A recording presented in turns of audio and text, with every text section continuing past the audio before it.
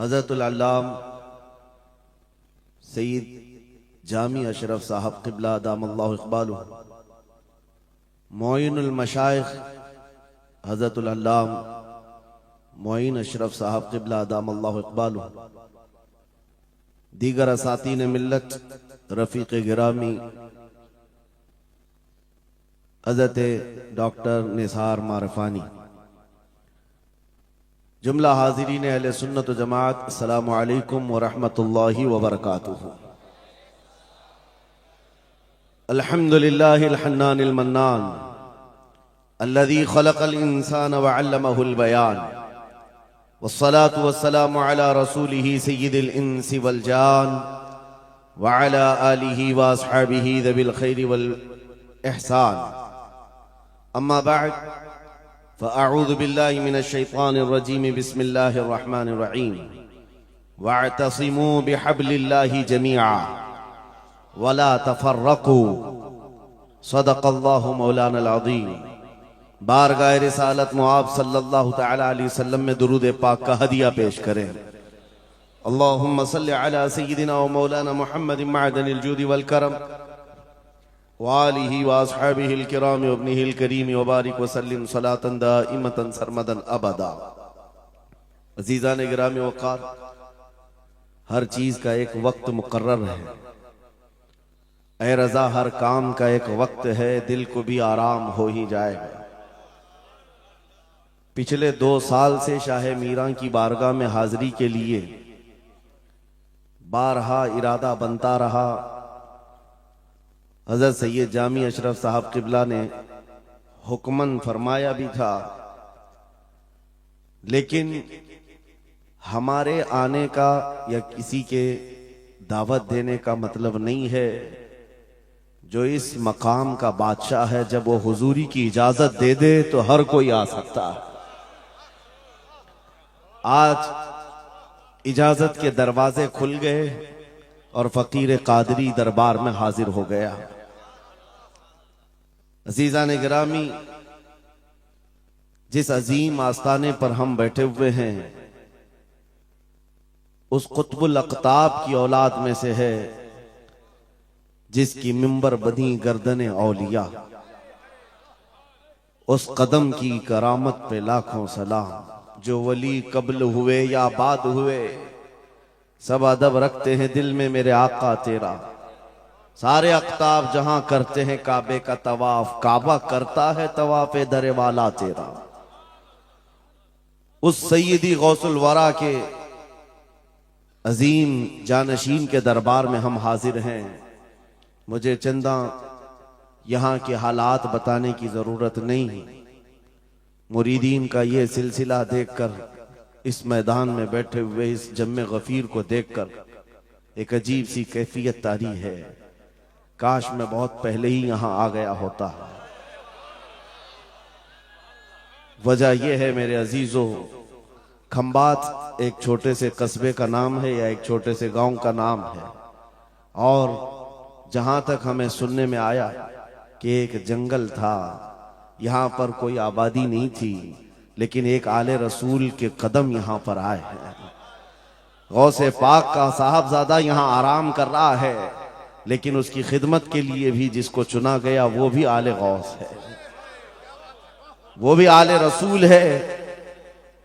एक बात मैं आपको बताता हूं, बहुत सारे लोगों को ऐसा लगता है, मुझे स्टेज पर चढ़ते हुए देखते हैं, उतरते हुए देखते हैं, बस इतना ही जाहिर बहुतों को यूट्यूब पे दिखता है, तो बड़ा आसान लगता है कि यहाँ स्टेज पे चढ़ते हैं बड़ी इज्जतों के साथ, उतरते भी हैं बड़ी इज्जतों के साथ, लेकिन इस मिंबर पर आने तक के लिए जो हमारा सफर होता है वो कोई नहीं जानता।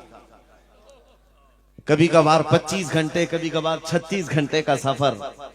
मैं ये मिसाल इसलिए दे रहा हूं, इस सजे हुए संवरे हुए माहौल को देखकर कुछ लोगों के दिमाग में ये बात आती है, हजरत रईस अशरफ साहब को पका पकाया हुआ हलवा मिल गया।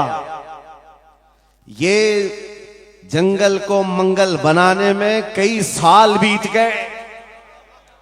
हजारों साल नरगिस अपनी बेनूरी पे रोती रही, बड़ी मुश्किल से होता है चमन में दीदावर पैदा। आज बदगुमानी करने वालों की एक अलग कतार है। उन लोगों को ऐसा लगता है कि माहौल जम गया है और इनको पका पकाया हुआ मिला है। अरे नादानो, सफर करो, तुम्हें पता चलेगा 40 साल का सफर क्या होता है। नारे तकबीर, नारे रिसालत, उर्से सरकार शाहे मीरा, हमारी ताकत हमारी हिम्मत। अरे किसी कस्बे से, किसी देहात से कोई एक छोटे खानदान का तालिब इल्म आकर के बस गया होता तो समझ में आती बात कि घर बार कुछ नहीं है, खाने पीने की कमी थी, निकल गया था। लेकिन ये उस खानदान से आया हुआ शहजादा है जहां अकाबिर वक्त अपने ताज जूतियों में रखने पर फख्र महसूस करते हैं। मखदूम अशरफ सिमनानी किसी छुपे हुए शहजादे का नाम नहीं है, हिंदुस्तान की मांग का नाम है। मांग ना हो तो कोई खूबसूरती नहीं है। महबूबे सिमनानी, शाहे सिमना, उस आस्ताने का ये शहजादा सैयद अशरफ, रईस अशरफ। आपको ऐसा लग रहा होगा कि इनकी फजीलत में मैं बयान करने के लिए खड़ा हूं। आमतौर पर मेरी आदत नहीं है, लेकिन मैं हकीकत बोलने का हमेशा आदी हूं। उसकी वजह भी है। अभी नाजिम इजलास आपसे कह रहे थे, नाजिम इजलास ये बात कह रहे थे, ये किस तरह से निडर होकर के ये बात बोलते हैं, मेरी बात नहीं है। आप मुंबई चल करके देखें, ये मोइनुल मशाइख जिस वक्त चाहे, जिस मामले पर चाहे खुल करके बोलते हैं। या अगर मैं बोलता हूं, बात सिर्फ इतनी है मेरे अजीजों, हक बोलने के लिए खून साफ होना चाहिए और माँ बाप अच्छे होने चाहिए। नारे तकबीर, नारे रिसालत, उर्से सरकार शाहे मीरा, वो हाफिज़े नामूसे रिसालत। हलाल खून हो और माँ बाप सही नस्ब के हो। हक बोलने में डर किस बात का है, खौफ किस बात का है। मैं बात इसलिए कह रहा हूं, कोई अगर किसी देहात से, किसी जगह से निकल करके आया हुआ होता, हालात का मारा हुआ होता और आकर के किसी जंगल में कोई घर बनाने की कोशिश कर रहा होता, तो तुम ये कहते बांग्लादेश से आया है बेचारा, बर्मा से आया हुआ है बेचारा। ये उस आस्थाने से आया है जहां वक्त के बादशाह भी अपनी निस्बत पर फख्र करते हैं। शाहे सिमना का सैयद रईस अशरफ को क्या कमी थी? क्या माँ बाप कमजोर थे? क्या खानदान कमजोर था? क्या उनके पास नसब की कमी थी या दौलत की कमी थी? कुछ न हो करके अगर सब छोड़कर एक जंगल में आकर आबाद होता है, यह आले रसूल की शान है, यह आले रसूल की शान है।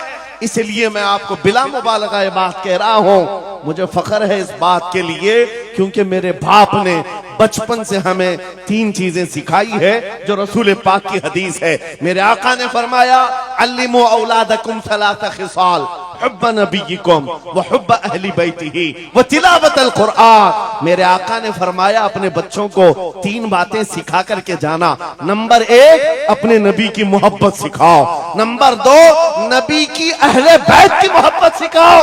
और नंबर 3, कुरान पाक सिखा कर जाओ। हमें बचपन से हमारे माँ बाप ने ये तालीम दी है। इसीलिए आप इस चीज को महसूस करें। मेरे लिए जो सरमाया आखिरत है, जिसको मैं समझता हूं, यही वो मिंबर है जहां मेरे इधर भी उधर भी वो सादात बैठे होते हैं जो करंट से ज्यादा मुझे पावर दिया करते हैं। आज आपको क्या लगता है मेरे बाजुओं में जो ताकत नजर आती है, एक ही वजह है, मेरे बाप ने अहले बैत के कदमों में बैठना सिखाया है, उनका एहतराम सिखाया है। और मुझे इस बात पर नाज है, हजारों कोशिशें कर ली दुनिया ने मुझे झुकाने की, मुझे झुकने नहीं देता धर्म जहरा के बच्चों। नारे तकबीर, नारे तकबीर, नारे रिसालत, नारे हैदरी। अल्लामा मुफ्ती सलमान आसारी, अल्लामा मुफ्ती सलमान आसारी और से सरकार शाहे मीरा, लब्बैक लब्बैक लब्बैक या रसूल अल्लाह। लब्बैक लब्बैक या रसूल अल्लाह, लब्बैक लब्बैक लब्बैक या रसूल अल्लाह। मैं उन चीटरों से कहना चाहता हूं जो अपने जमात में बैठकर गद्दारी करते हो, अगर तुम्हें अहले बैत के चेहरों पर भी निफाक है, इनकी मोहब्बत में तुम्हारे अंदर बुग़्ज़ है, तो फिर अपनी आखिरत का सोचो, अपनी आखिरत का सोचो। किसके पास जाओगे, किसके पास जाओगे? आपको पता है उमर इब्ने खत्ताब व अमीरुल मोमिनीन, जिसके रौब से कैसर और किसरा कांपते थे, हजारों नहीं लाखों का लश्कर एक नाम से थर्राता था, लेकिन वही वक्त का खलीफा अमीरुल मोमिनीन उमर इब्ने खत्ताब जिस वक्त मिंबर पर खड़े होकर मस्जिद नबवी में खिताब कर रहा है, रसूलुल्लाह का बेटा, हम गरीबों का गमगुसार हुसैन आजम तशरीफ लाते हैं। मस्जिद में आकर मिंबर पर देखा और कहा, मेरे बाप के मिंबर से उतर जाओ, अपने बाप के मिंबर पर जाओ। ये किसने कहा? हजरत उमर ने नहीं कहा बच्चा कहां से आ गया। हुजूर के इंतकाल के बाद अहले बैत का सिलसिला खत्म हुआ, फौरन वक्त का खलीफा उतर आता है। अमीरुल मोमिनीन मिंबर से नीचे आ गए, घुटने जमीन पर रखा, घुटने जमीन पर रखा और कहा, शहजादे आपने बिल्कुल सच कहा, यह मिंबर आपके बाप का है, यह आपके नाना का है, मेरे बाप का कोई मिंबर नहीं। उमर के पास जो कुछ है वो आपके नाना का है, जो कुछ भी है वो आपके नाना का है। खाते हैं इनके घराने का, भोंकते हैं इनके घराने पर। ये न मिजाज फारूकी है, न ये मिजाज सिद्दीकी है। आपको मैं बताऊं, फिर हजरत उमर ने क्या कहा, अगर शहजादे आप इजाजत दे दें तो मैं मिंबर पर चढ़ूं। उनके सामने बोलने की जसारत किसकी थी? लेकिन रसूलुल्लाह की आल हमारे लिए सरमाया आखिरत है। ये नबी पाक की आल की मोहब्बत ईमान की अलामत है। बेटा उमर फारूक रज़ी अल्लाह ताला अन्हु का है, आम नहीं है, वो भी सहाबी रसूल हैं, सहाबी रसूल हैं। बाहर किसी मामले में तकरार हो गई इमाम हुसैन के साथ, वो हजरत अली के बेटे या हजरत उमर के बेटे। आपको ऐसा लगता हो तो सुनो, हजरत उमर तो खिलाफत पर थे, हजरत अली नहीं थे उस वक्त। हो सकता है छोटी उम्र में कुछ बहस हो गई, बहस होने के बाद ये तकरार हुई तो इमाम हुसैन ने अब्दुल्ला बिन उमर, हजरत उमर के बेटे को सिर्फ इतना कहा, तुम मेरे से क्या बहस कर रहे हो, तुम्हारा बाप मेरे नाना का गुलाम है, तुम्हारा बाप मेरे नाना का गुलाम है। हजरत उमर के बेटे को यह बात लगी कि कैसे मुझे ये टॉन्ट, कैसे मुझे ये ताना। दौड़ करके आए हजरत उमर के पास, कहा बाबा आज अली के बेटे हुसैन ने क्या कहा पता? कहा क्या कहा बेटा? कहा हमारी तकरार हो रही थी, इसमें उन्होंने बुला करके मुझसे ये कहा कि तू मुझसे किस बात पर लड़ता है, तेरा बाप तो मेरे नाना का गुलाम है। हजरत उमर ने कहा ऐसा कहा उन्होंने, ऐसा कहा? कहा सच कह रहा हूं बाबा, ऐसा ही कहा। कहा बुला ला हुसैन, बुला ला। तलब किया गया, इमाम हुसैन को बुलाया। बेटा हजरत उमर का, हो सकता है उस वक्त उनको ये ख्याल हो कि शायद जज्र तौबीक हो जाए, डांट डपट हो जाए। हजरत उमर आते हैं, कहते हैं ऐ हुसैन इब्ने अली, ये मेरा बेटा जो कह रहा है क्या ये बात सच है? क्या आपने इसको ऐसा कहा कि तेरा बाप मेरे नाना का गुलाम है? इमाम हुसैन ने कहा हां सच बोलता हूं, हाँ मैंने कहा। कहा कह के बताओ कैसे कहा, कह के बताओ कैसे कहा? कहा मैंने इनसे कहा तेरा बाप मेरे नाना का गुलाम। हजरत उमर ने कहा और एक बार कहो। फिर कहा और एक बार कहो। उसके बाद उमर इब्ने खत्ताब की आंखों से आंसू निकले। कहा अपने बेटे को क्या बेहतरीन तकरार करके आया है। ये हुसैन यहां गवाही दे रहे हैं, कल क़यामत के दिन ये इतना कह दे मेरी जिंदगी वसूल है।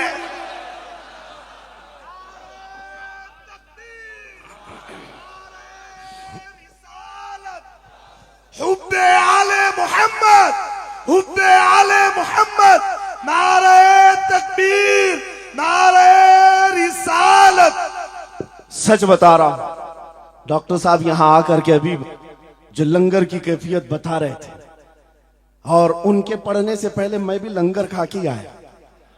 आपको एक सच्ची बात बता रहा हूं, शाह मीरा के सामने मिंबर पर बैठा हूं, मुझे आखिरी वक्त तक ये ख्याल नहीं हो रहा था कि मैं किस बात पर बात करूं, मैं बयान किस चीज पे करूं। मैंने जो कुछ शुरू किया था शायद ये शाह मीरा ने मुझसे बुलवाया। अब सुनो, जो कुरान पाक की मैंने आयत पढ़ी, रब ने फरमाया वअतसिमू बिहब्लिल्लाहि जमीआ, ऐ लोगों सब के सब अल्लाह की रस्सी को मजबूती से पकड़ो। अल्लाह की रस्सी क्या है? क्या ये आसमान से नीचे लटकती है? कोई रस्सी है जिसको पकड़ना है? मुफस्सिरीन से पूछो, कुरान की तफसीर करने वाले कहते हैं अल्लाह की रस्सी मुहम्मदुर रसूलुल्लाह है और उनकी अहले बैत है। उनके अहले बैत को अल्लाह की रस्सी कहा गया है। सबके सब मिलकर के अगर इस रस्सी को पकड़ ले, मेरे अजीजों, ये इख्तिलाफात, ये इंतिशारात, ये जिस कदर आज हमारे दरमियान तफर्रुकात शायद नहीं होते। हमारा मरकज, हमारा मावा, हमारा मलजा एक ही है। इस मिंबर ने आज लोगों को यह सिखाने की कोशिश की है, तुम जिस तरह मशरब और सिलसिलों में बट करके ये समझते हो कि मेरा खित्ता अलग है, इसका खित्ता अलग है, मेरे अजीजों, ये एक पूरा सिलसिला है, 700 साल पुराना सिलसिला, 700 साल पुराना सिलसिला। मगर इस मिंबर पर बैठ करके इश्क मोहब्बत के नारे लगवा रहे हैं। वजह यह नहीं है कि यहां की कोई पब्लिसिटी है, बल्कि यह बताना है इसलिए कि अहले बैत ही ये जानते हैं, जो हमारे नाना की कदर करेगा हम जिंदगी भर उसकी कदर करेंगे। आपको क्या लगता है आला हजरत का नाम, उनके मसलक का नाम रोटी सेकने के लिए लिया जाता है? मेरे अजीजों, आला हजरत का नाम, मसलक आला हजरत का नाम इसलिए लिया जाता है, डाल दी कल्ब में अजमत मुस्तफा सैयदी आला हजरत पे लाखों नारे तकबीर, नारे रिसालत, इश्क मोहब्बत, इश्क मोहब्बत, इश्क मोहब्बत, इश्क मोहब्बत, उर्से सरकार शाह मीरा। मुझे मेरे मुर्शिद गिरामी हुजूर ताजुश शरिया रहमतुल्लाह ताला अलैह एक बात कह करके मिस्र भेजे थे। जाने के वक्त कहा था, नाम की कोशिश मत करना, हुजूर का काम करना। और उन्होंने ये शेर पढ़ करके कहा था, आखिरी महफिल थी उस वक्त, मेरी तालिब इल्मी की जमाने की बात कर रहा था, ये पढ़ करके बयान किया था, आला हजरत को देखना, उन्होंने ये खुद कहा है, बेनिशानों का निशान मिटता नहीं, मिटते मिटते नाम हो ही जाएगा। आला हजरत उस सिक्के राइजुल वक्त का नाम है जिसने हर दिल पर राज किया, हर खानकाह पर राज किया है। मेरा एक जुमला मैं अक्सर मजमों में कहता हूं, अक्सर तकरीरों में कहता हूं, एक बात समझ करके चलो शाह मीरा के उर्स में आने वालों, मेरा एक फार्मूला सुनना है। अगर इज्जत चाहते हो, वकार चाहते हो, ये जुमला याद करो, उनकी बात करो, हर दिल पे राज करो। बस रसूलुल्लाह की बात करो, हर दिल पे राज करो। आज हमारी जो इज्जत है मेरे अजीजों, ये खानकाह है अशरफिया और यहां खानकाह है शाह मीरा है, जिनके सामने मैं खड़ा हूं। लेकिन आपको मैं बताऊं, मैं अपनी किस्मत पर फख्र करता हूं। यही वक्त होगा, कल की रात में माररा मुतहरा में मौजूद था, वहां सादाते किराम के सामने, अजीजा ने गिराम, ये अहले बैत अतहार के इन तमाम मिंबरों का सफर करते करते हमें एक पावर मिलता है, ताकत मिलती है, और आला हजरत का वो मिशन समझ में आता है कि आला हजरत ने रसूलुल्लाह के दरबार की नौकरी की थी। मेरे आका की दरबार की नौकरी का सदका अल्लाह ने उन्हें ऐसे अता किया है। मैंने मिस्र जाकर देखा है, अफ्रीका में देखा है, अमेरिका वगैरह हम गए नहीं, लेकिन जानते हैं जहां कहीं उर्दू बोलने वाला हो, बल्कि मैं तो अरबी दान लोगों को सुनाऊं। मिस्र की सरजमीन पर हर जुमा एक जगह मौलूद शरीफ हुआ करती थी, हम हिंदुस्तानी तलबा वहां जाते थे। मिस्र के रहने वाले उस्ताद हैं, जब महफिल मीलाद खत्म होती कहते हैं हिंदुस्तानी तलबा को खड़े हो जाओ, वो पढ़ो मुस्तफा जाने रहमत पे लाखों सलाम, वो पढ़ो। हम पढ़ते थे मगन होकर। एक बार मैंने उनसे पूछा था कि हुजूर आपको समझ में आता है ये सलाम? ये तो उर्दू में लिखा हुआ है, उर्दू बोलने वाले ही पूरा नहीं समझ पाते, आप समझते हैं? कहते हैं समझने की जरूरत नहीं, इश्क की बोली हर जमाने में हर जगह एक ही होती है। इश्क में बोला हुआ वो कलाम है, अरबी हो कि हिंदी हो, दिल को समझ में आने लगती है। मैं ये बात कहने जा रहा हूं मेरे अजीजों, उस रस्सी को मजबूती से पकड़ो, इख्तिलाफात नजर नहीं आएंगे, बात खत्म हो जाएगी। आज से 2 साल कबल खिंजीर का बच्चा जब नबी पाक की शान में भौंकता था, इस फकीर ने उसे ललकारा था। मेरा नाम, मेरी इमेज लोगों के सामने है, मैं वाकया तफसील से नहीं बता रहा हूं, मैं अपनी बात आपके सामने ये रखना चाहता हूं। जिस वक्त उस खबीस मलऊन को पुकारा, आपको पता है हम तो एक छोटे से इलाके से उसको पुकारे थे, लेकिन निशाना सटीक जाकर लगा, और उसके बाद कुत्ता बिलबिलाया भी, मैदान में आने की बार बार कोशिश करता रहा, लेकिन अब तक वजूद नहीं है। लेकिन उसके बाद मैंने देखा है, महीना, 2 महीना, 3 महीने गुजरे होंगे, हर मुल्क से, अफ्रीका से, ऑस्ट्रेलिया से, न्यूजीलैंड से, अमेरिका से, हर जगह से लोगों ने मुझे मैसेज भी किए, खुतूत अरसाल किए, वहां से रिसाले भेजे और दादो तहसीन के साथ दुआएं दी। लेकिन साथ एक बात मैं बता रहा हूं, उन जमातों के बड़े बड़े लोग जिनसे हमारा कोई रिश्ता ही नहीं है, उनके बड़े बड़े अमीरों ने भी लेटर पैड में लिख करके दिया, कहा मौलाना आप बरेलवी हैं, आपसे हमारा इख्तिलाफ है, लेकिन जिस नबी पाक की शान के लिए आप खड़े हैं, हम सब छोड़कर आपके साथ खड़े होने को तैयार हैं। हम आपके सामने आज ये बात कह रहे हैं, ऐ सुन्नियों, हम तो दूसरों को बुला भी नहीं रहे, हम तो तुम्हारे इत्तिहाद की बात कर रहे हैं, लेकिन इत्तिहाद का नुक्ता एक है, जब तक तुम एक एक छोटे खूंटे को पकड़े रहोगे, हर कोई तुम्हारे साथ उलझता रहेगा। उस अजीम दरख्त को पकड़ लो जिसकी जड़ें तहतुस सरा में है, जिसकी शाखें औजे सुरैया पर है, और वो मोहम्मदुर रसूलुल्लाह की जात। उस नाम को मजबूती से पकड़ो, जिसको इकबाल ने क्या बेहतरीन अंदाज में बताया, आबरूए मां जनामे मुस्तफास्त, हम सबकी इज्जत आबरू मुस्तफा के नाम से। अगर ये बात पर इत्तिफाक हो जाए, सारी चीजें भूल जाओगे, सारी चीजें भूल जाओगे। मेरे अजीजों, आज मुझे इस बात पर कोई भी आपत्ति नहीं, धरा बराबर भी झिझक नहीं। हो सकता है कुछ लोगों को ऐसा लग रहा हो कि डरे सहमे स्टेज पर आए होंगे, यहां पर बड़े बड़े खानकाह अशरफिया के सादात मौजूद हैं, उनसे हम ये बात खुल करके कहते हैं। मेरे अजीजों, हम डरे सहमे स्टेजों पर जाने वालों में से नहीं हैं, जहां जा रहे हैं खुल करके जाते हैं, और ये बात देख करके जाते हैं, जहां मेरे नबी की अजमत बोली जाएगी वहां हम अपनी गर्दनें झुका कर जाएंगे। यहां पर मिशन आला हजरत को तरवीज दिया जा रहा है। आला हजरत का वही तो मिशन था। क्या मिशन था आला हजरत का, जो आपने अपनी जिंदगी भर दिया है? अपने दिल का है उन्हीं से आराम, सौंपे हैं उन्हीं को सबका, लो लगी है कि उस दर के गुलाम चारे दर्द रजा करते हैं। आला हजरत फाजिल बरेलवी का वो मिशन यहां से दिया जा रहा है। मैं यहां से एक मजबूत मैसेज देना चाहता हूं, हमारे सारे सिलसिले ये हमारी अजमत के लिए, हमारी जीनत के लिए, लेकिन सारे सिलसिलों की इंतहा मदीना तैयबा है। सारे सिलसिलों की इंतहा मदीना तैयबा है। तुम्हारा पीर जितना भी बड़ा हो, देखने में बहुत बड़ा भी दिखता हो, लंबा चौड़ा जुब्बा पहनता हो, बड़ा अमामा भी पहनता हो, सब कुछ हो, लेकिन अगर नबी का वफादार नहीं तो वो कुत्ते से जलील है। पीर नहीं है, वो कुत्ते से जलील है। और अगर तुम्हारा पीर पैबंद लगे, कपड़े उलझे भाल में है, लेकिन उसके सामने बैठो तो नबी की याद आने लगे, ये सिलसिला हक्का की अलामत है।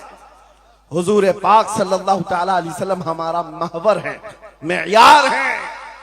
तुम जहां कहीं जाकर के आओ, घूम करके आओ, इस बात पर तुम्हें आज जमा होना चाहिए, इस बात पर जमा होना चाहिए। हुजूर पाक सल्लल्लाहु अलैहि वसल्लम की अजमत बोलो, हर दिल पर राज करो। आज सदियां बीत गई, एक कलाम सबको याद है। अभी मैं आपको बताऊं, 2 साल पहले किस कुत्ते ने क्या भौंका हुजूर की शान में, लोग भूल गए। हो सकता है, और भूलना भी चाहिए, याद रखने की चीज ही नहीं। आपको तो थोड़ा बहुत याद होगा, दिल्ली से भौंकता था, कोई लखनऊ से भौंकता था, नबी की शान में गुस्ताखी करता था। ये तो तुम्हारे जमाने की बात कह रहा हूं, 2 साल में भूल गए। लेकिन 1400 साल पहले आशिक रसूल ने कहा था, वह अहसनु मिन कलम तरक़त आइनी व अजमलु मिन कलम तलिदिन निसाउ खुलिक़त मुबर्रअम मिन कुल्लि आइबिन कअन्नका क़द खुलिक़त कमा तशाउ। हस्सान बिन साबित रसूलुल्लाह के सहाबी हैं, हुजूर को देखकर कहा था, आपसे ज्यादा हसीन मेरी आंखों ने देखा नहीं, आपसे ज्यादा खूबसूरत किसी माँ ने जना नहीं। ये कलाम आज भी गूंजता है, हर एक को पता है। पता ये चला, नबी की अजमत बोलने वाला हमेशा जिंदा रहता है और भौंकने वाला मौसम के कीड़ों की तरह गायब होता है, खत्म हो जाता है। इसलिए कौन सी जिंदगी चाहिए, देख लो आपके सामने मिसालें हैं, इसलिए मैं जिक्र करता हूं, वरना मैं अपने ये मुकद्दस स्टेज गलीज लोगों के जिक्र से नापाक भी नहीं करना चाहता, किसी के नाम लेकर के, वरना डर की बात नहीं, डर से नहीं। आपको पता है, एक राफजी कुत्ता दीन बदल कर निकला था लखनऊ से, धर्म परिवर्तन और मीडिया की सुर्खियां बटोरने के लिए हॉट कुर्सी पर जाकर बैठकर, ये सब प्रोपेगेंडा है। उनको ये लगता था कि खलबली मच जाएगी 30 करोड़ मुसलमानों। अरे एक बड़ा आदमी दीन छोड़कर चला गया, मुसलमानों से हट करके दूसरे धर्म में चला गया, नाम भी बदल लिया, धर्म भी बदल लिया, सब छूट गया और गया। 6 महीने तक धोतियों के नीचे उनका फुजला चाटता रहा और उसके बाद पता चला कि पुजारियों ने किक मारकर निकाल दिया, खत्म हो गया। 6 महीने के बाद आकर एक गुफे में बैठकर वीडियो बनाने लगा, मुख्यमंत्री जी, प्रधानमंत्री जी, मेरे जान को बचा लो। 6 महीने में ही तुम्हारा यह हशर हो गया। धोबी का कुत्ता, ना घर का ना घाट का। 100 साल पहले आला हजरत ने यह फरमाया था, या रसूल अल्लाह, जो तेरे दर से यार फिरते हैं, दर बदर यूं ही खार फिरते हैं। नारे तकबीर, नारे रिसालत, अज़मते मुस्तफा, लब्बैक लब्बैक लब्बैक या रसूल अल्लाह, लब्बैक लब्बैक लब्बैक या रसूल अल्लाह। बस ये दौलत तुम्हारे अंदर आ जाए, जब मिंबरों के करीब हो जाओ, जब कभी मसाजिद या खानकाहों के करीब हो जाओ, औलिया कामिलीन का अदब अपनी जगह पर, वो असल नहीं है, असल वो रसूलुल्लाह की जात।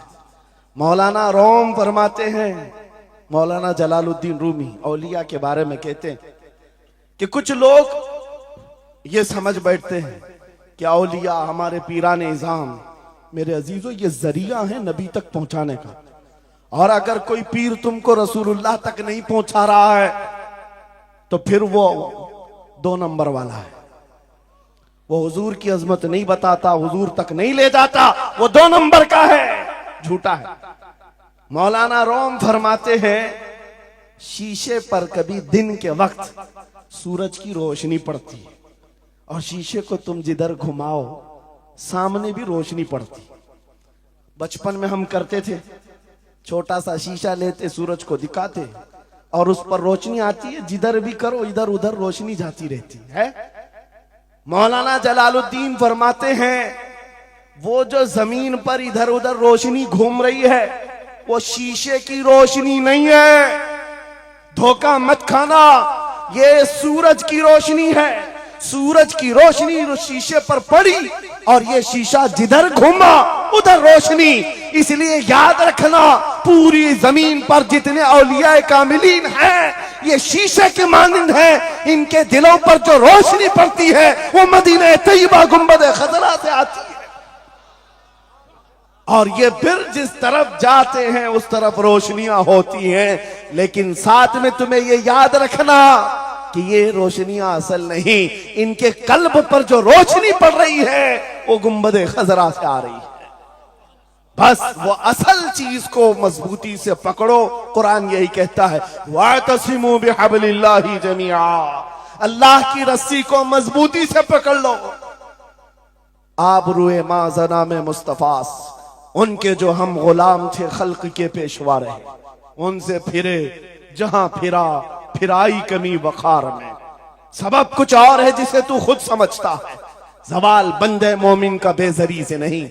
इकबाल ने कितने अच्छे अंदाज में ये मैसेज दिया था।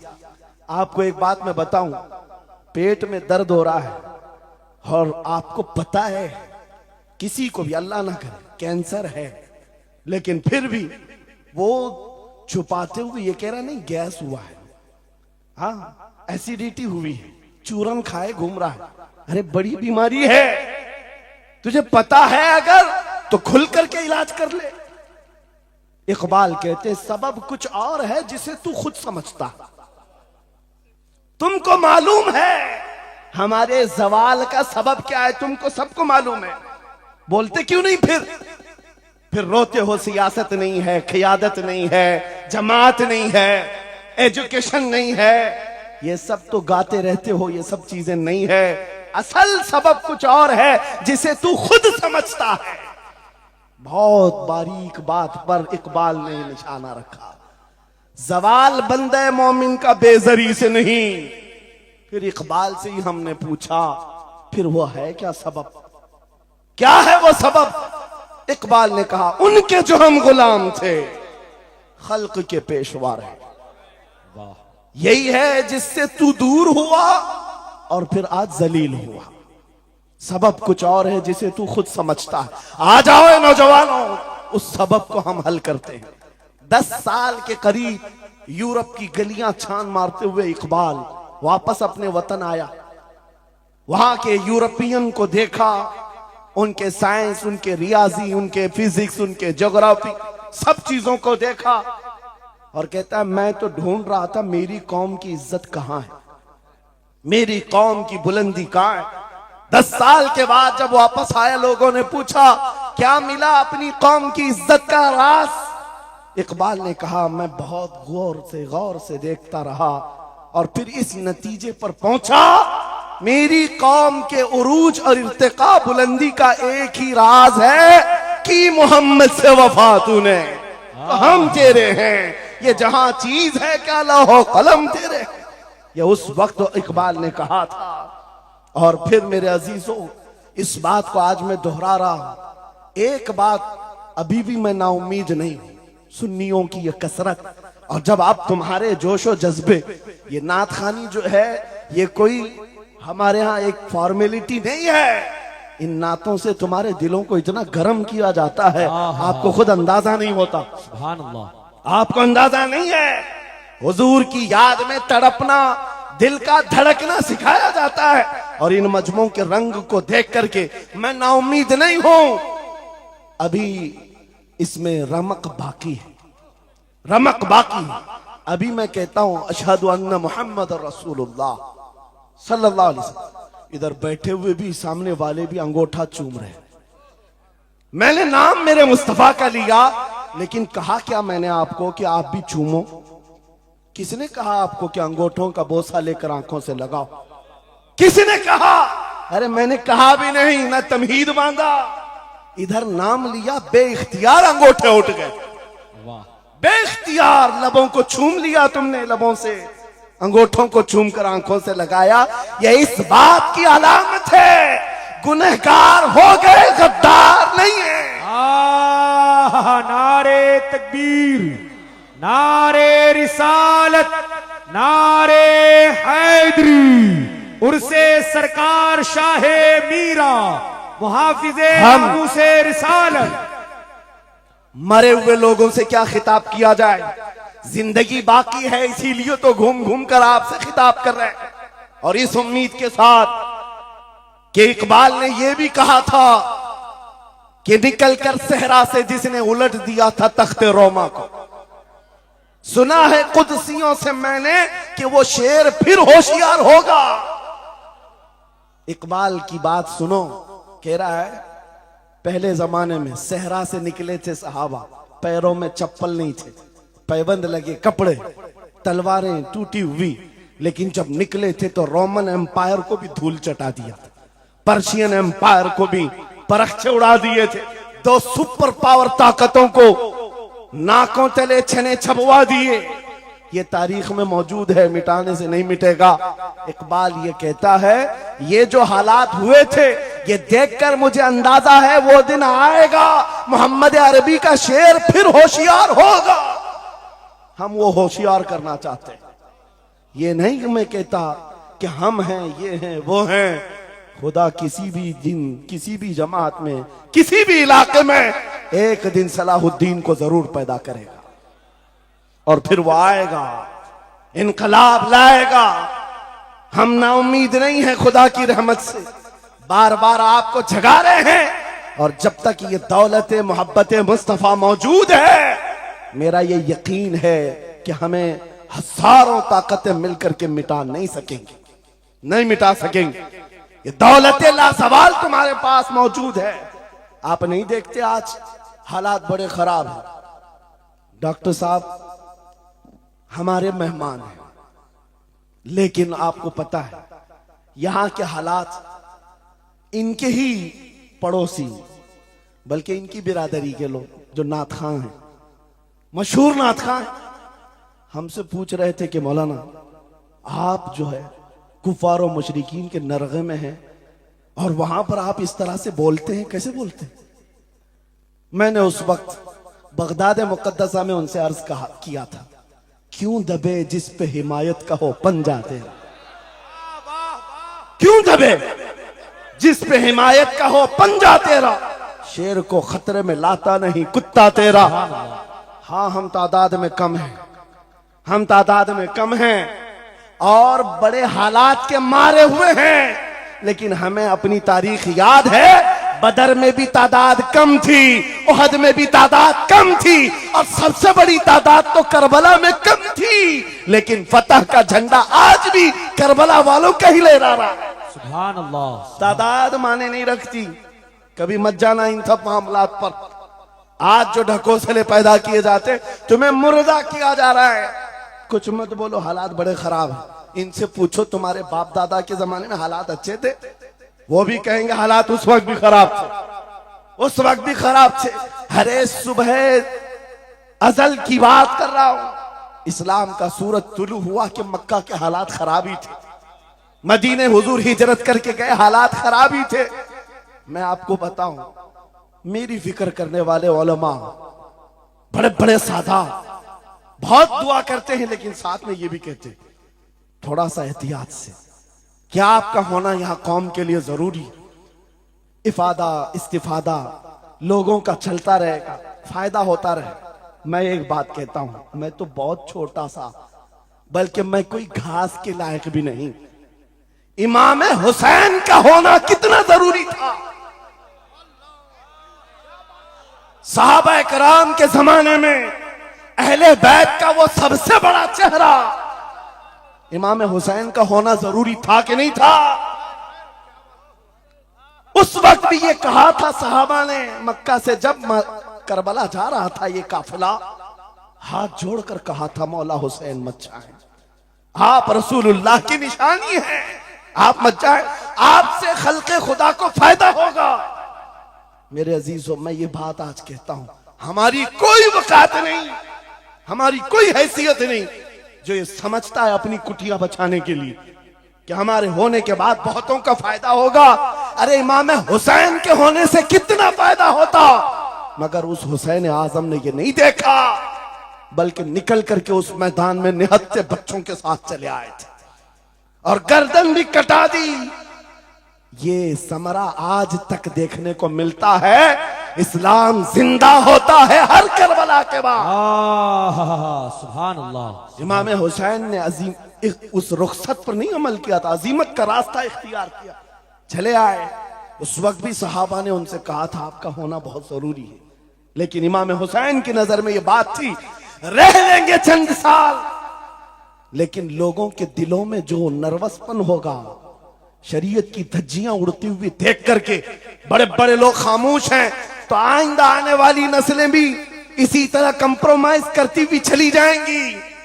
मेरे अजीजों, मैं आज खुल करके बताता हूं, मेरी पुष्ट पनाही करने के लिए बड़े बड़े उलमा मौजूद है, एक भी हुकूमत का कुत्ता नहीं है और ना ही जरूरत है। जब कभी पहली मर्तबा मैं तन्हा खड़ा था मुंबई की सरजमीन पर, हुजूर मोइनुल मशाइख मेरे साथ, उस वक्त भी साथ थे, आज तक है। और ये भी बात बताऊं, आपका मैं मुफ्ती होऊंगा लेकिन इनका बाबू, ये हमेशा एक ही बात, ये सारी चीजें मेरे साथ हैं, लेकिन फिर भी मैं खुल करके आपके साथ ये कहता हूं, बच्चे मेरे भी हैं, बीवी खानदान मेरा भी है, लेकिन एक चीज सताती है आज कि अगर आज आप सबकी बातें सुन करके हम भी कहें थोड़ा जी लेंगे, हम भी 10 साल 12 साल 14 साल जो जिंदगी मिल जाए जी लेंगे, क्योंकि इनको ना बोलेंगे तो छोड़ देंगे, आसानी से रहने देंगे। लेकिन एक नुकसान हम देख रहे हैं, कल को आने वाली नस्लें पूछेंगी, कल को आने वाली नस्लें पूछेंगी, जब नबी की शान में कुत्ते भौंकते थे हमारे बाप दादा रोटियां सेका करते थे, उनके दिलों में कौन सा ईमान होगा, उनके दिलों में कैसी बुज़दिली आ जाएगी। लेकिन मेरे अजीजों, ज्यादा से ज्यादा क्या होगा, मौत तो सबकी लिखी हुई है, मेरी भी है आपकी भी है, किसी दिन बिस्तर पर पांव रगड़ कर मर जाएंगे।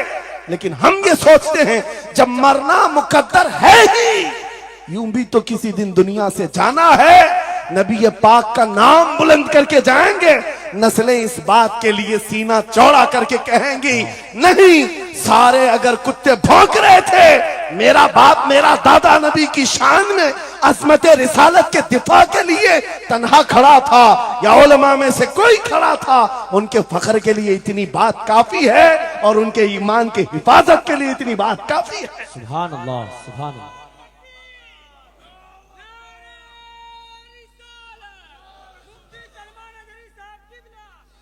इस अज़मत रिसालत के लिए आपको क्या समझ में आता है, बहुत दिन हो गए हमारे आराम के, बहुत दिन हो गए सुकून के, नबी के नाम पर हमने रोटियां बहुत खाई, हुजूर की इज्जत पर क्या क्या नहीं मिला हमको। कौन से दिन तकलीफ आई है, कौन सी दिन तकलीफ आई है, ये अहले बैत को देख रहे हो, आपको पता है वो बाबुल हवाइज इमाम मूसा काजिम, अहले बैत के इस बड़े इमाम की बात कर रहा हूं जो इमाम जाफर सादिक के बेटे हैं, लेकिन 7 साल तक वक्त के जालिम तागूती ताकतों ने जेल में रखा, जहर देकर के खत्म किया है। आपको पता है इमाम मोहम्मद बिन हसन अस्करी जिनको जहर देकर के खत्म किया गया, अहले बैत था जिन्होंने 20-20 साल जेल काटी है, रसूलुल्लाह के शहजादे थे वो, रसूलुल्लाह की आल थे, आज तो लाखों में है, उस वक्त तो नबी के शहजादे चुनिंदा थे, पूरी दुनिया के वो मरकज थे, लेकिन जेलों में 20-20 साल गुजारे, किसी को 10 साल, किसी को 12 साल, किसी को 20 साल। आपको पता है इमाम मूसा काजिम को जंजीरों से भी मारा गया था, जंजीरों से। आप अपने बाप को मार खाता हुआ देख करके नहीं बर्दाश्त कर पाते, हमारे वो अजीम इमामों की बात कर रहा हूं जिन्होंने मेरे नबी की शरीयत की दिफा के लिए जेलों की जिंदगी, हत्ता के रिवायत ये बताती है मौला इमाम मूसा काजिम का जनाजा भी जेल से निकला। मेरे अजीजों, ये सब क्या बातें सिर्फ बयान करने के लिए रह गई? उलमाए ज़वील एहतराम इस मनसब को हाथ समझेंगे, आज ज्यादा से ज्यादा यही होगा। इसी किछोछा मुकद्दसा के एक बुजुर्ग थे जो मेरे बहुत बड़े आइडियल है, सैयद मुजफ्फर हुसैन कछोछे।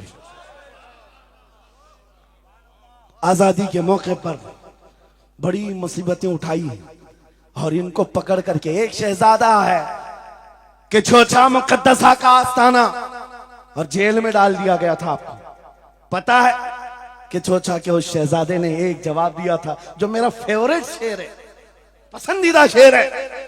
आपने कहा था मुजफ्फर को मुकय्यद ना समझ ऐ सैयद, मेरी असीरी भी सुन्नत आबाई है। माशाअल्लाह, मेरी असीरी भी सुन्नत आबाई है। मुजफ्फर को मुकय्यद मत समझ ऐ सैयद। आपको पता है ये तारीख है हमारी, लेकिन सब की सब तारीख इसलिए दोहरा रहा हूं कि हमारी इज्जत उसी में मौजूद है, वहीं पर है। वापस आ जाओ उधर ही। अपनी कुटिया बचाकर, अपनी दुकान बचाकर ज्यादा दिन नहीं जी पाओगे। हुजूर के नाम का दिफा करो, सुबह कयामत तक मौला नाम जिंदा रखेगा। सुभान अल्लाह। हाँ, अपनी हिफाजत के लिए बहुत सारे लोग हैं, अपनी अपनी फिक्र करने वाले। नबी की इज्जत और नामूस पर पहरा देने वालों की तारीख मिटाई नहीं जाती। हजारों मिटाने की कोशिश भी कर लो, वो मिटते नहीं है। आज आपको पता है पैरों से माजूर खादिम हुसैन को कौन नहीं जानता। लोगों को डर भी लगता है उनका नाम लेने में कि गरजता था बंदा और खुद व्हील चेयर पर बैठता, लेकिन लाखों को खड़ा होना सिखा दिया। किस बात पर? क्या अपने बाप के कसीदे पढ़ता था? क्या अपने खानदान के कसीदे गुनगुनाता था? एक ही बात, रसूलुल्लाह की अजमत पर बात, हुजूर की इज्जत पर बात करो तो फिर पता चलता है 8 साल के बच्चे से लेकर 80 साल के बूढ़े के दिल में भी अल्लाह खुद मोहब्बत डालता है। वाह, सुभान अल्लाह, खुद मोहब्बत डालता है। सब चीजें मौजूद हैं उसी जात पर। एक बात मैं अब आपके सामने कहता हूं, गुफ्तगू समेटता हूं। आला हजरत का मसलक देखो, मिशन देखो, और आपको उसी बात पर मैं लाकर जमा कर दूंगा। और सुन्नियों का मजमा मुझे पता है, आधा शेर में पढ़ूंगा, आधा ये खुद ही कंप्लीट करेंगे।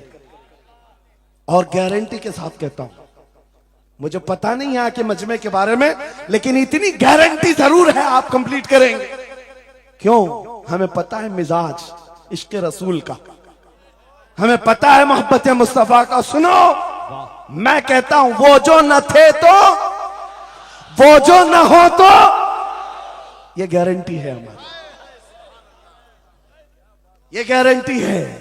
आधा जुमला भी कह दो सुन्नी के बाद, वो जो ना हो तो, हाँ ये कंप्लीट खुद करेंगे। क्यों?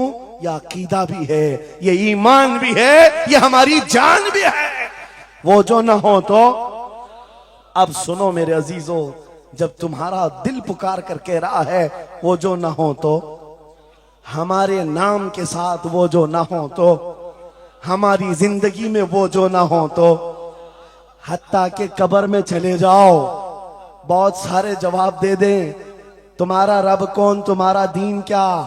मेन सवाल तो यही होगा, मा कुंत तक़ूलु फी हक़्क़ि हाज़ा रजुल।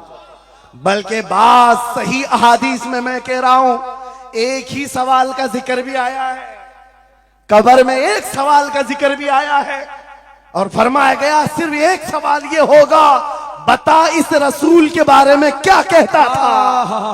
वाह, बोलना पड़ेगा, बोलना पड़ेगा।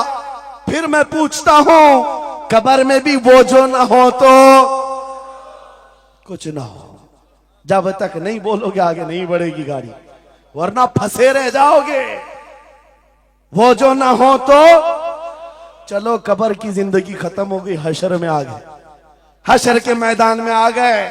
लेकिन यहां पर भी क्या मसला है, खलीलो नजी मसीहो सफी सभी से कहीं कहीं न बनी। खलीलो नजी मसीहो सफी सभी से कहीं कहीं न बनी।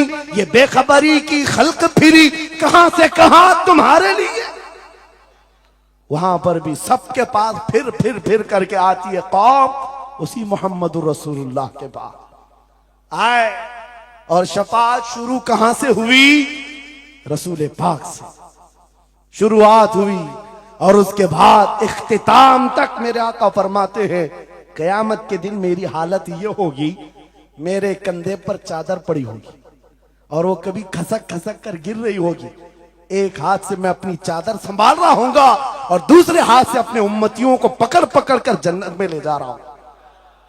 ये मैदान कयामत की बात है। फिर पूछता हूं, महशर में भी वो जो ना हो तो, कयामत के मैदान में भी वो जो ना हो तो, अरे तुम्हारी अजान कंप्लीट होती है, अजान में भी वो जो ना हो तो, नमाज में भी जब तक सलाम नहीं भेजोगे, नमाज में भी वो जो ना हो तो, कहीं पर भी बच नहीं सकते। इसीलिए आला हजरत ने कहा था बखुदा खुदा का यही है डर, नहीं और कोई मफर मकर, जो वहां से हो यही आके हो, जो यहां नहीं तो वहां नहीं।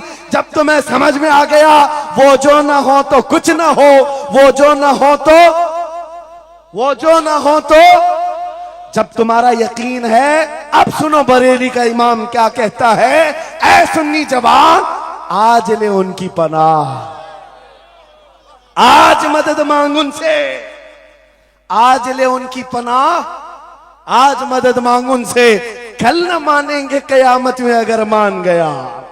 आज आना है तुम्हें वहीं पर। मेरी गुफ्तगू का खुलासा यही है, मेरी गुफ्तगू का लुब्बे लुबाब यही है। आ जाओ उस कदम पर जहां से बिलाल हबशी को काबे की छत पर पहुंचाया गया।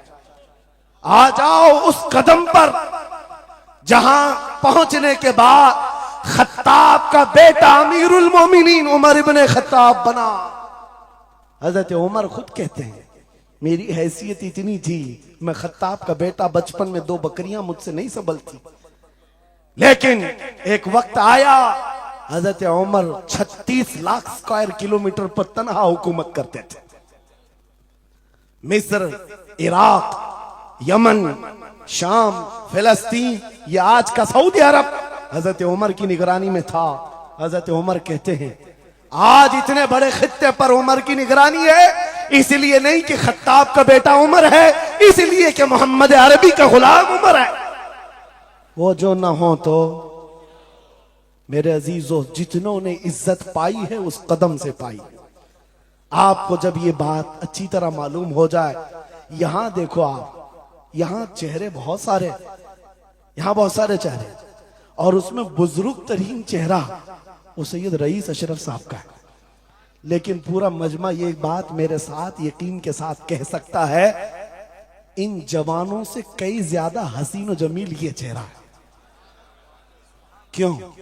अरे तुम्हारे बॉलीवुड और हॉलीवुड में थोड़ा बुढ़ापा आए तो उसे निकाल दिया था, फिर उसकी नहीं चलती। वहां सिर्फ रंग और गाजे का काम है, वहां सिर्फ और सिर्फ पाउडर लाली मेकअप का काम है। जब तक जवान थे हजारों फैन थे, लेकिन जवानी खत्म हो गई तो बेचारे उनकी जिंदगी के लाले पड़ गए। और सियासत में भी यही हाल है, 40-40 साल नौकरी किया पार्टियों की, बाद में फिर वो मंडली में बिठा दिया गया, अब आप बैठो दूसरे जवान आएंगे, उनकी भी जिंदगियां खत्म। लेकिन एक बात है, नबी पाक का जो गुलाम होता है वो 80 साल का भी हो जाए, उसके अंदर ना पुरानापन आता है ना बुढ़ापा आता है। सुभान अल्लाह। इज्जत वैसी ही बरकरार है, खूबसूरती वैसी ही है, 80 साल का हो कि 90 साल का हो। अरे 75 साल की उम्र में हमने हुजूर ताजुश शरिया को देखा है, और जिन आंखों ने उन्हें देखा होगा वह इस बात की गवाही देते हैं, 1 लाख खूबसूरत जवानों को एक तरफ रखो और एक तरफ ताजुश शरिया को, और देखने वाले की निगाहों को टटोल कर देखना, वो 1 लाख की तरफ नहीं, इस 75 साला उस अजीम हुस्न को देखने में मां होगा जो हुस्न पाउडर और लाली का नहीं है, इश्क मुस्तफा से मिला हुआ। इज्जत रसूलुल्लाह के कदमों से, उनकी वाबस्तगी से है, तो फिर छोड़ कर के दर बदर क्यों ठोकर खाते हो? कहां ये बॉलीवुड और हॉलीवुड के चक्कर में पड़ गए? कहां तुम टिकटॉक पर मुजरे करने लग गए? कहां तुम गाने में अपनी जिंदगियां बर्बाद करके अपने दिल में निफाक पैदा करने लग गए? अरे ताश के पत्ते, जुए के अड्डे, शराब की बोतलें, ये तुम्हारी शान नहीं, ये तुम्हारे लिए ज़ेब नहीं देखता। और एक बात याद रखो, तुम जिन इलाकों में रहते हो बहुत सारे दूसरों को देखते हो, वो नाच रहे हैं तो हमको भी नाचना चाहिए, वो ऐसा कर रहे हैं तो हमको भी ऐसा करना चाहिए। शेरों को कुत्तों को कभी देखना नहीं चाहिए। जो शेर है वो अपनी बिरादरी को देखता रहे, कुत्ते को देखता रहेगा तो फिर अपना शेरपन भी भूल जाएगा। इसलिए याद रखो, तुम खैरे उम्मत हो, तुम्हारा लक़ब कुरान में आया है। तुम नचनियों को मत देखो, शराबियों को मत देखो, जुआरियों को मत देखो, वो गाने पे कैसे थिरकते हैं, वो कैसे नाचते हैं, ये तुम्हारा मतलब नहीं है। तुमको अगर देखना है, खालिद बिन वलीद को देखो, सलाहुद्दीन अय्यूबी को देखो, शिहाबुद्दीन गौरी को देखो, औरंगजेब को बार बार देखो, बार बार देखो। इसलिए कि उन अजीम हस्तियों को देखने वाला ये समझ में आ जाएगा उसे, ये सारी इज्जतें जो है उन नौजवानों ने जो हासिल की, वो सलाहुद्दीन अय्यूबी हो कि खालिद इब्न वलीद हो कि शिहाबुद्दीन गौरी हो कि औरंगजेब हो कि शहीद टीपू सुल्तान हो, ये सब की इज्जतें मुस्तफा के नाम से, हुजूर के नाम से हैं। आपको पता है खालिद बिन वलीद 125 जंगें लड़े, 125 में से एक भी शिकस्त नहीं खाई अपनी जिंदगी में। उनकी तलवार का वजन 35 किलो का है और ढाल का वजन 40 किलो का है, और उनके पूरे जिस्म में एक बालिश्त जगह भी बाकी नहीं जहां जख्म न लगा। जंगे मौता में एक ही जंग में 9 तलवारें टूटी, पीछे कदम कभी नहीं हटा।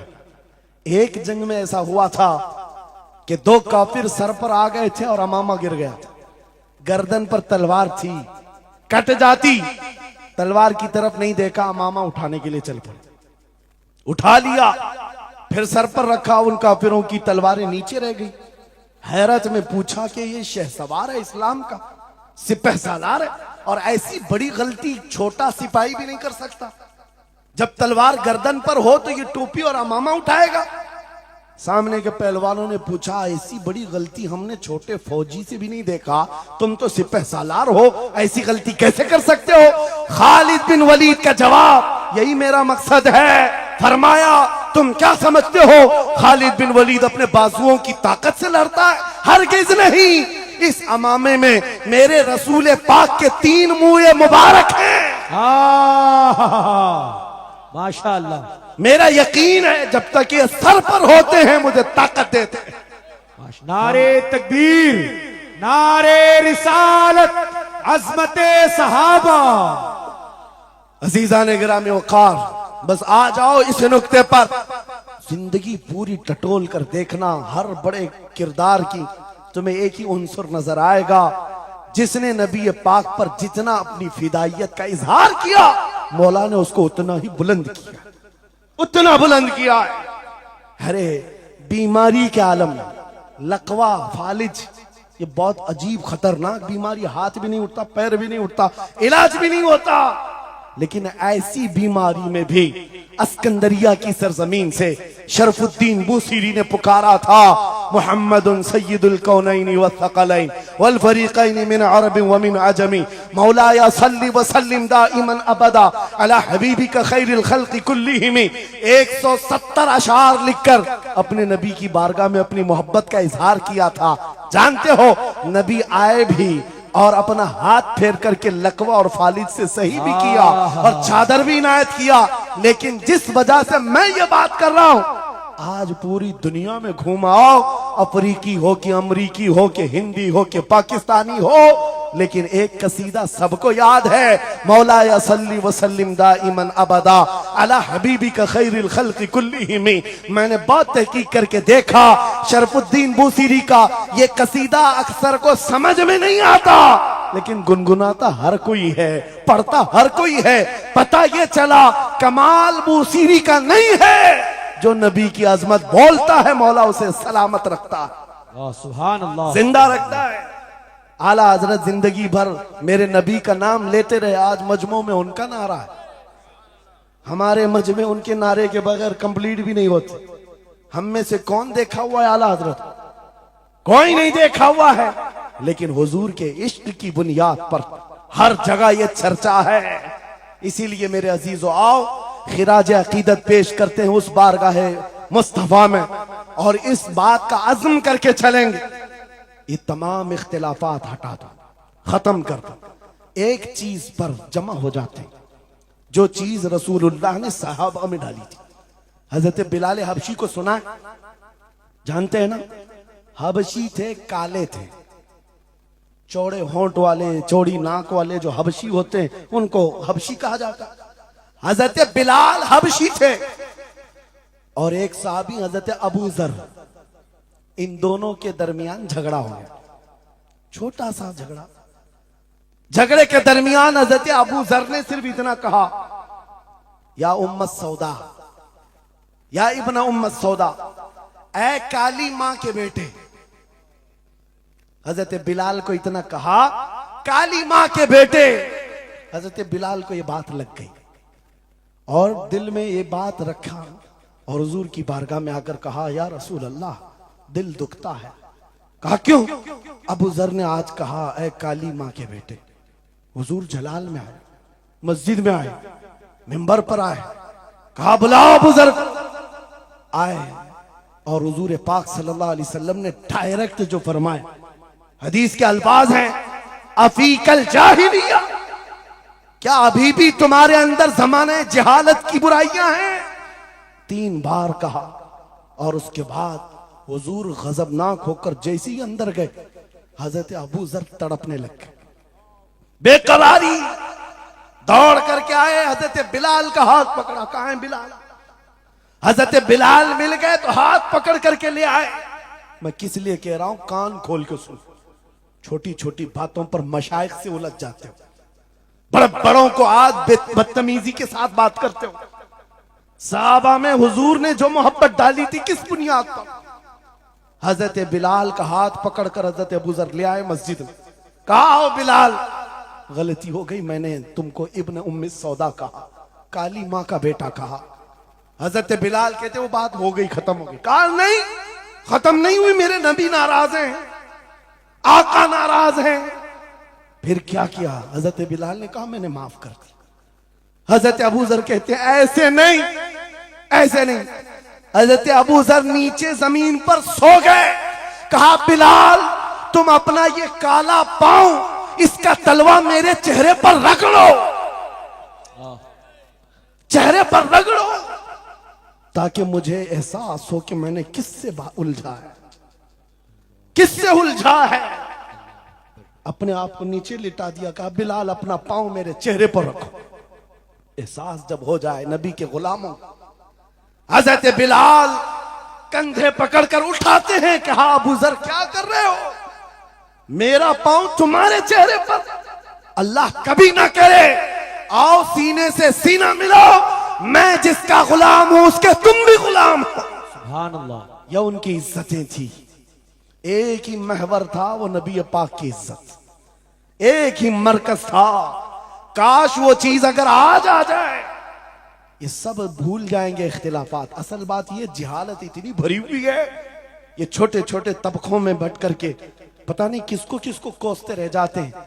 अरे जिसको बोलना हो उसको बोलने से पहले इतना तो सोचो, नबी की बात करता है, हुजूर का गुलाम है, आशिक रसूल है। लेकिन एक बात, तुम खराबियां छोटी सी भी पा लेते हो तो चर्चा करते हो, इतना चर्चा करते हो।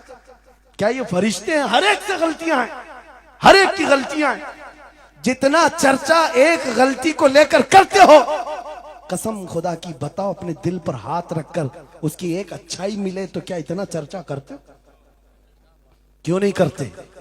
इसका मतलब है दिल बीमार है तुम्हारा, जाती हसद है, जिसको लेकर किसी को टॉन्ट करते हो, किसी को तानाजनी करते हो। सोशल मीडिया इस पर भरा पड़ा हुआ है, नए नए मुफत्तिन इस तरह के मुनाजिर आए हुए हैं।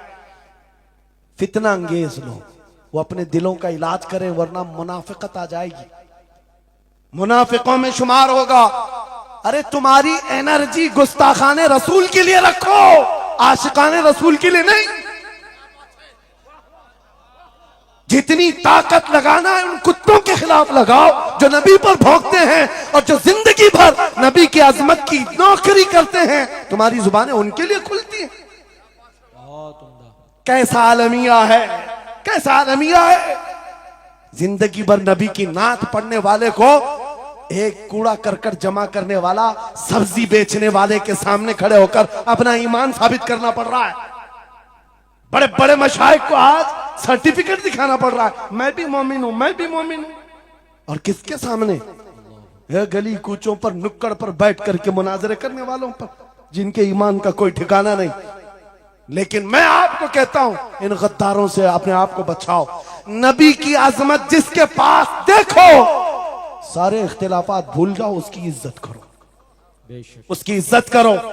इसलिए कि कल क़यामत के दिन तुम्हें जब खड़ा होना है शफाअत के लिए, तुम भी उसी नबी को पुकारोगे, वो भी उसी नबी को पुकारे। लेकिन एक बात सुन करके जाओ, मेरे आका ने फरमाया मेरा उम्मती, ये नहीं कहा मेरी अहले बैत, अहले बैत का मकाम बहुत बुलंद है। फरमाया मेरा उम्मती दूसरे उम्मती से लड़ पड़ा, और उसके बाद फिर दोनों में एक ने कहा कि मुझे एहसास हो गया, माफ कर दो, और दूसरे ने कहा नहीं माफ करता। हुजूर फरमाते हैं कल क़यामत के दिन वो मेरी शफाअत के करीब ना आए, वो मेरी शफाअत के करीब ना आए। नबी को कितना एहसास है तुम्हें जोड़ कर रखने का, तुम्हारे इत्तिहाद का। हुजूर पाक ने 3 दुआएं की थी मस्जिद इजाबा के पास। एक दुआ नहीं पहुंची, जिसमें वो यही दुआ थी कि अल्लाह मेरी उम्मत को इख्तिलाफात से बचा। ये इम्तिहान है उम्मत का, लेकिन नबी को सबसे ज्यादा इस बात का शौक था कि मेरी उम्मत मुत्तहिद रहे। ऐसा शौक नबी पाक का कि सहाबा को तकरार करते हुए देखना पसंद नहीं करते, सफों में दरार पसंद नहीं करते। आपको पता है हुजूर उस वक्त तक रकात नहीं बांधते जब तक सफें पूरी दुरुस्त नहीं करते। ये इत्तिहाद ही की तो बात थी, दिल से दिल जोड़ना, कंधों से कंधा जोड़ना। और आज हमारा हाल ये हो गया, इत्तिहाद की बात करो तो हम सुलह कुल्ली हो गए।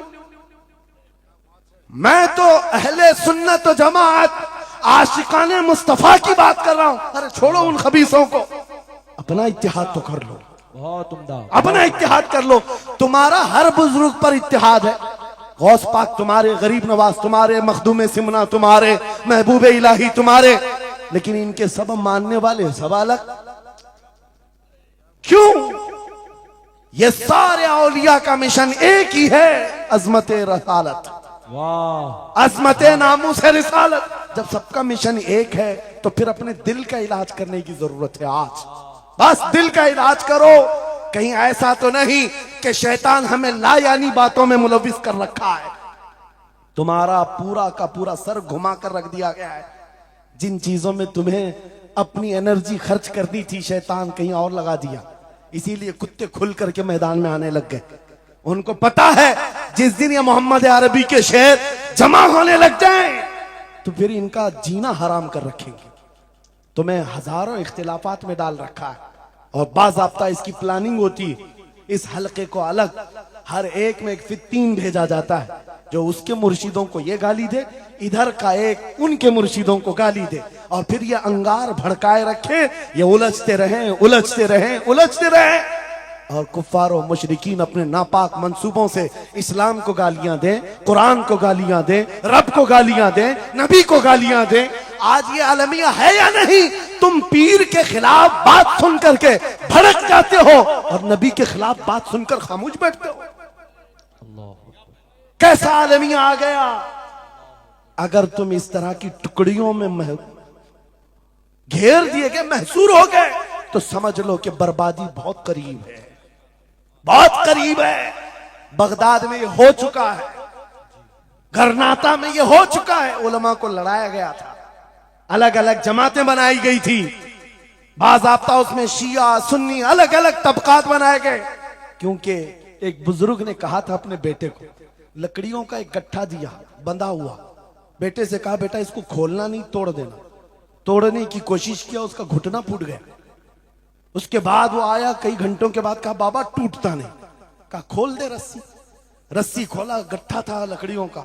कहा अब तोड़। एक एक को तोड़ा, आधे घंटे में टूट गए। बुजुर्ग ने कहा बेटा मैं ये उम्मत मुस्तफा की मिसाल देना चाहता, अगर ये रस्सी में मजबूत बंधे हो, बड़ी सी बड़ी ताकत इनको तोड़ने आए, अपना खुद बर्बाद कर जाएगी। लेकिन अगर तुम खुल गए तो चंद दिनों में कस्तों में सफाया होगा। मुत्तहिद रहोगे तो कहलाओगे मोमिन व गाजी, मुंतशिर होगे तो कस्तों में सफाया होगा। मेरा मैसेज यही है, वातसिमू बिहब्लिल्लाहि जमीआ, अल्लाह की रस्सी को मजबूती से थाम लो, और अल्लाह की रस्सी एक ही है। कितनी अजीब बात है, वो दूसरों के लिए फर्क करना मुश्किल हो जाता है। उनका हवाओं का खुदा अलग है, पानी का अलग है, मट्टी का अलग है, मरने का अलग है, पैदा होने का अलग है। अरे तुम्हारा सब मिलाकर एक ही है, एक ही है। एक खुदा है जिसके सामने तुम्हें झुकना है। और फिर नबी पाक जो सारे नबियों का सरदार, एक रसूल की मोहब्बत तुम्हारे दिल में बिठाने के लिए कही। एक रसूल की मोहब्बत, अगर इस पर हम कामिल हो गए, मेरे अजीजों, कुरान कहता है ला तहीनु वला तहज़नु अंतुमुल आलौन व अंतुमुल आलौन, तुम सबसे बुलंद होगे अगर नबी के गुलाम हो जाओ। अगर नबी के गुलाम हो जाओ। सब मेरी बातों का खुलासा एक ही है। आओ बारगाह मुस्तफा में यह अहद करते हैं और अपनी जिंदगी का मकसद समझ करके आखिर में इस बात पर खत्म करता हूं। यह सूफिया का एक मसलक है, मैं इजाजत लेकर कह रहा हूं। एक सूफिया के मसलक में मुराकबा होता है। मुराकबा, मुहासबा, मुकाशफा, अलग अलग चीजें हैं। वो मंजिलें तय कराते हैं। औलिया इकराम के सामने जाओ, तस्बीहात अलग हैं, नमाजें अलग हैं, मुजाहिदे अलग हैं, लेकिन उसमें एक चीज है मुराकबा। मुराकबा किसको कहते हैं मैं आपको बताता हूं। गर्दन झुकाकर खामोश बैठ जाना, पढ़ना उड़ना कुछ नहीं, खामोश बैठना है, यह मुराकबा है। खामोश बैठना। हजरत जुनैद बगदादी से पूछा गया, अरे खामोश बैठे तो बंदा खामोश तो नहीं रहेगा, सोचेगा, दिमाग तो चलता ही रहेगा कुछ ना कुछ। क्या सोचे? कुछ तो सोचें आती है। खामोश बैठता है बंदा तो सोचता है। हजरत जुनैद बगदादी ने कहा, हाँ मुराकबा मतलब है पढ़ना तो नहीं है, सोचना तो है। कहा क्या सोचना है? कहा बस एक ही बात बार बार सोचना, मैं क्यों पैदा किया गया, मैं क्यों बनाया गया, क्यों पैदा किया गया, बस इतना ही सोचना। इस मुराकबे पर हर वली अमल करता रहा। और बताऊं मैं आपको, जब किसी का मुराकबा मुकम्मल हो जाए, तुम भी करके देखना, आज के बाद जाओ बैठ करके 1 घंटा ना सही, आधा घंटा नहीं, 10 मिनट आंखें बंद करके सोचो, मुझे क्यों बनाया गया, मुझे क्यों पैदा किया गया, इस जगह क्यों रखा गया। और जब यह मुराकबा कंप्लीट होता है, एक मंजिल पर बंदा पहुंच जाता है, उसका ज़मीर जवाब देने लगता है कि तू क्यों पैदा हुआ था। उसका दिल खुद ही बोलेगा क्यों पैदा हुआ था। आओ मिसाल बताऊं जिसका मुराकबा कंप्लीट हुआ। एक मिसाल में मुर्शिद गिरामी हुजूर ताजुश शरिया की बात करता हूं। जब उनका मुराकबा मुकम्मल हुआ होगा, तब दिल जवाब दिया है, जिंदगी ये नहीं किसी के लिए, जिंदगी है नबी की, नबी के लिए। अरे ना समझ मरते हैं जिंदगी के लिए, जीना मरना है सब कुछ नबी के लिए। सुभान अल्लाह। मुराकबा कंप्लीट हो जाए, ये जवाब आता है, ये जवाब आता हमारी जिंदगी किसके लिए है, नबी के लिए है। और उनके दादा आला हजरत इमाम अहले सुन्नत फाजिल बरेलवी ये सोचते रहे, मैं क्यों बनाया गया, मैं क्यों बनाया गया। और जब दिल जवाब देने लगा तो अशार की जुबान में कह पड़े, दहन में जुबान तुम्हारे लिए, बदन में है जान तुम्हारे लिए, हम आए यहाँ तुम्हारे लिए, उठे भी वहां तुम्हारे। और सिर्फ हम ही नहीं हैं रसूल के लिए, जमीन और जमा तुम्हारे लिए, मकीन और मका तुम्हारे लिए, चुनी नो चुना और बने दो जहां तुम्हारे लिए। जब सब नबी के लिए है तो आ जाओ, अर्ज करते हैं उस दरबार में, मैं मुजरिम हूं आका मुझे साथ ले लो, कि रास्ते में है जा बजा थाने वाले, चमक तुझसे पाते हैं सब पाने वाले। मेरा दिल भी चमका दे, मेरा दिल भी चमका दे, मेरा दिल भी चमका दे, बरसता नहीं देख कर अब्र रहमत, हम बदों पर भी बरसा दे बरसाने वाले। ऐ सुन्नियों, छोड़ दो इधर उधर आस लगाना, छोड़ दो इधर उधर गुहार लगाना, छोड़ दो इनसे उनसे मदद मांगना, इसलिए कि हमारा मरकज एक है, हमारा महवर एक है, जहां से सब कुछ मिलता है, इज्जत भी, दौलत भी, ताकत भी। अरे ये चीज है क्या दुनिया? लौह कलम तेरे हैं, अगर नबी का हो जाए आ जाओ। मैं खत्म कर रहा हूं इस बात पर, इस अकीदे के साथ, कौन देता है देने को? मुंह चाहिए, देने वाला है सच्चा। हमारा नबी लब्बैक या रसूल अल्लाह, लब्बैक या रसूल अल्लाह।